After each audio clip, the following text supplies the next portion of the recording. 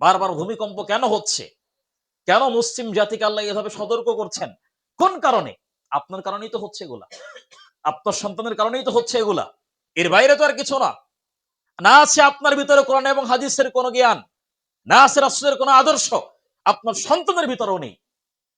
তো আপনার জন্য আল্লাহ পৃথিবীকে ধ্বংস করবে না তো কারোর জন্য করতে বলেন আবার আপনি? আপনার কারণে পুরো সমাজ নষ্ট হচ্ছে, পুরো জাতি নষ্ট হচ্ছে, শুধুমাত্র আপনাদের কারণে। আল্লাহ রাসূল এইজন্য আল্লাহ বলছেন যাহারাল ফাসাদু ফিল বাররি ওয়াল বাহর বিমা কাসাবাত আইদিন নাস লিইউযিকাহুম বা'দাল্লাযী আমিলু লাআল্লাহুম ইয়ারজিউন। পৃথিবীর মানুষ শুনে রাখো, যখন কোন জাতি অন্যায় এবং অশ্লীল কাজ প্রকাশ্যে গোপনে করে, তখন ওই জাতির উপরে আমি আল্লাহ লানত করি, ওই জাতির উপরে কঠিনতম কঠিন শাস্তি দিয়ে পাঠাই। কারণ এগুলো হচ্ছে এদের হাতের কামাই। রাসূলুল্লাহ সাল্লাল্লাহু আলাইহি ওয়াসাল্লাম বলছেন, এই জাতি যখন প্রকাশ্যে এবং গোপনে মদ্যপান করবে, প্রকাশ্যে এবং গোপনে গান বাজনা শুনবে, প্রকাশ্যে এবং গোপনে অশ্লীল হারাম কাজ, সুদ এবং ঘুষের ভিতরে লিপ্ত হবে, তখন এই জাতিকে আমি আল্লাহ পাক রব্বুল আলামিন আকাশ থেকে কঠিনতম কঠিন শাস্তি এদেরকে দিব। এবং এর বিপক্ষে যে জাতিগুলো আছে, ইহুদি খ্রিস্টানকে, এদের উপরে চাপিয়ে দিব। বলেন এবার আপনি, যে কথাগুলো রাসূলুল্লাহ বলছেন সবগুলো এখন বর্তমান সমাজের মানুষ করে, করে না? সবগুলাই করছে। গান বাজনা যুবক এখন, যে রাসূল সাল্লাম গানের আওয়াজ পেলে তিনি কানে হাত আঙ্গুল দিয়ে কানকে বন্ধ করে রাখতেন, আর বর্তমান সময়ের যুবকেরা সেই কানে হেডফোন দিয়ে গান শোনে। গজব কেন আসবে না বলেন এবার আপনি আমাকে? কেন আসবে না গজব? ইসলামের এরকম কোন বিধান খুঁজে পাওয়া যায় না, কোন অনুষ্ঠান খুঁজে পাওয়া যায় না যেখানে গান বাজনা ছাড়াই অনুষ্ঠান হচ্ছে, নেই কোথাও।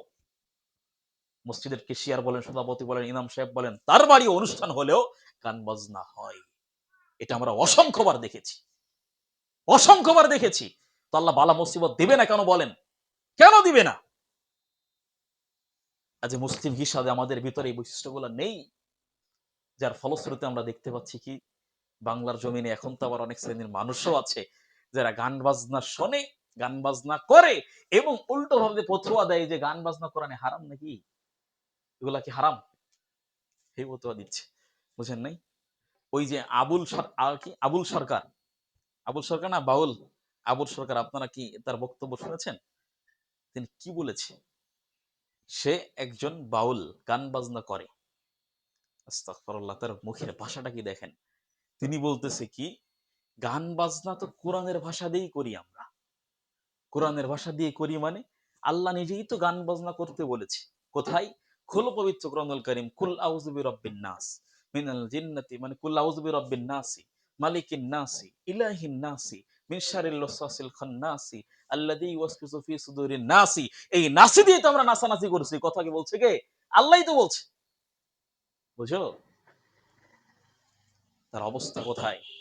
কি বলে? আল্লাহর মুখ নাকি যে ভাষাটা ব্যবহার করেছে যেটা বলার মতো না। বুঝেন বর্তমান সময়ে মানুষের অবস্থা কি? একটা বাউল, সে এমন পরিস্থিতি, যে দেশে 90% মুসলমানের দেশ, সেই দেশে বসে সে কি করে? সে কি বলছে? যে আল্লাহ এক কথা বা এক মুখ দিয়ে 4-5টা একাধিক কথা বলেছেন, যার ফলশ্রুতি সে এমন একটা বাক্য ব্যবহার করেছে যেটা আমরা উচ্চারণ করতে পারবো না। তিনি এরকম একটা বাক্য ব্যবহার করেছেন, আর সেইখানে অসংখ্য মুসলিমরা তার পক্ষেও নিচ্ছে। বুঝেন এটা কোন, মানে কোন জাতির দেশ, এটা বুঝতে পারছেন আপনি? আমি আপনি হলে কি করতাম? জিহ্বা তো তখনই কেটে দিতাম যখন কথা শুনেছি। এত বড় স্পর্ধা হয় কিভাবে? আপনি বুঝেন আপনি কি বলেছে? মানে স্বয়ং আল্লাহ সম্পর্কে কটূক্তি করেছে, আর যে মুসলিম চুপ করে বসে আছে। আর বর্তমান সময়ে এমন অসংখ্য আলেমরাও আছে, সামান্য একটা ভোটের কারণে এই বিষয়ে কথাই বলে না। দেখেন নাই কে কয় কথা বলছে এই বিষয়ে? কে কথা বলেছে? কোন মিডিয়া তো কথা বলে না এই বিষয়ে। ভোট কমে যাবে যে, কথা বললে তো ভোট কমে যাবে, কেউ তো বলে না কথা। তুমি দিন কায়েম করছো, কোথায় দিন কায়েম করছো? একটা বাউলের বিপক্ষে কথা বলতে পারো নাই, দিন তোমার বাড়িতে কায়েম করো কি? বুঝেন অবস্থা কোথায় যাচ্ছে। আর এমন অবস্থা হচ্ছে, এর বিপক্ষে আবার মিছিলও দিচ্ছে। কারা মিছিল দিচ্ছে? যে বাউল কথা বলেছে, আল্লাহকে নিয়ে কটূক্তি করেছে। তা আল্লাহর এত ক্ষমতা, তাহলে আল্লাহকে তার সাথে লাগতে বলো, তোমরা কেন মিছিল করছো? ভাষা বুঝেন আপনি? কি ভাষাগুলো ব্যবহার করে?